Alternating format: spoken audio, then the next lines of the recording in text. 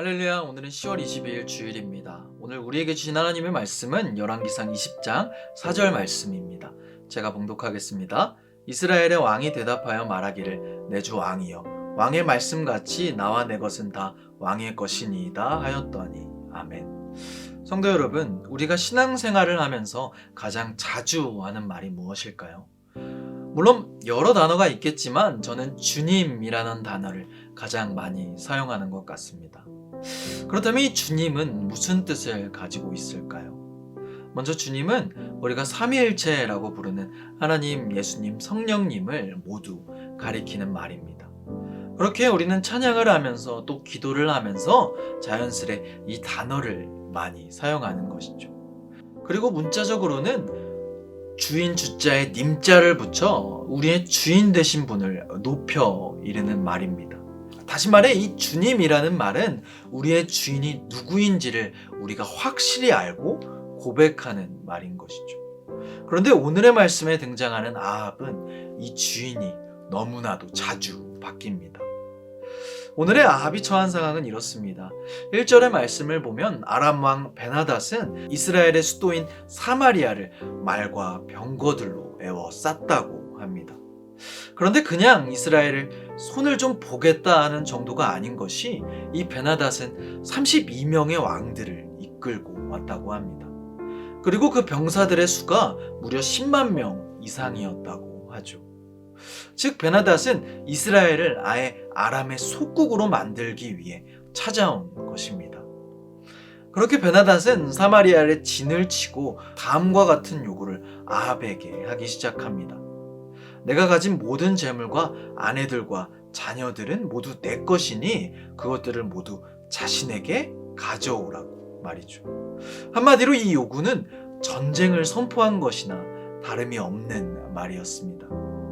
하지만 아합은 베나닷의 이런 치욕스러운 요구에 베나닷을 주라고 지칭하며 나와 내 것은 다 당신 것입니다 라고 고백합니다. 요즘 말로 하남자도 이런 하남자가 없죠. 이 말을 들은 베나닷은 아합에게 한 번 더 말도 안 되는 요구를 하기 시작합니다. 내가 신하를 보낼 테니 내가 가진 것은 물론 내 눈에 기뻐할 만한 것들을 모두 가져가겠다고. 그리고 아합은 이런 말을 듣고서야 장로들과 논의 끝에 그 요구를 거절합니다.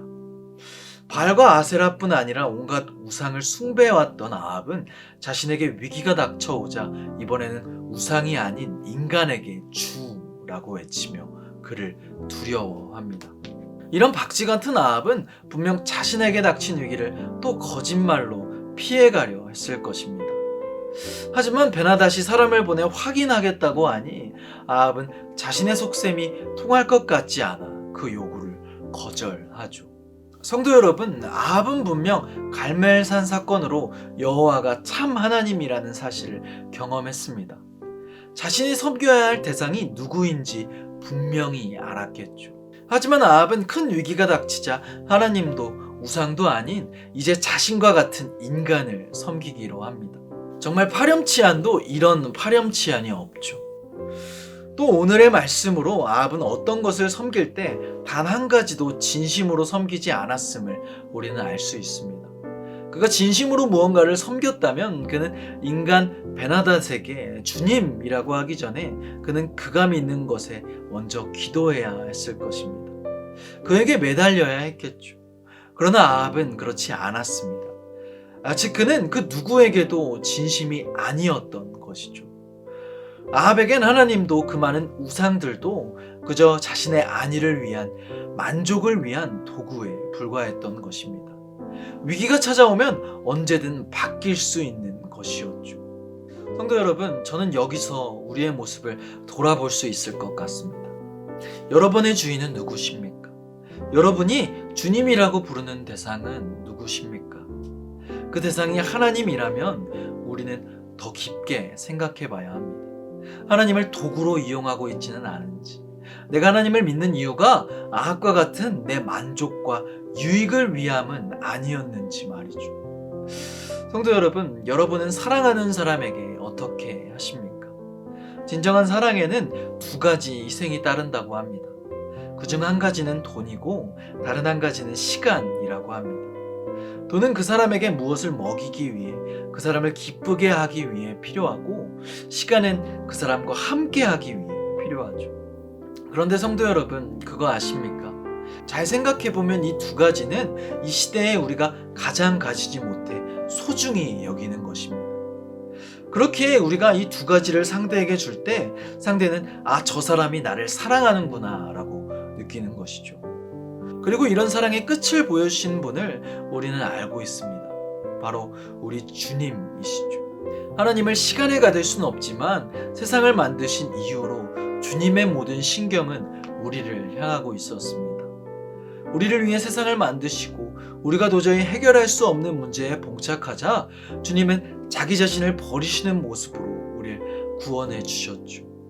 우리가 최고라고 생각하는 돈과 시간을 넘어 목숨까지 우리에게 내어주신 것입니다. 그렇기에 우리는 그분께 고백하는 것입니다.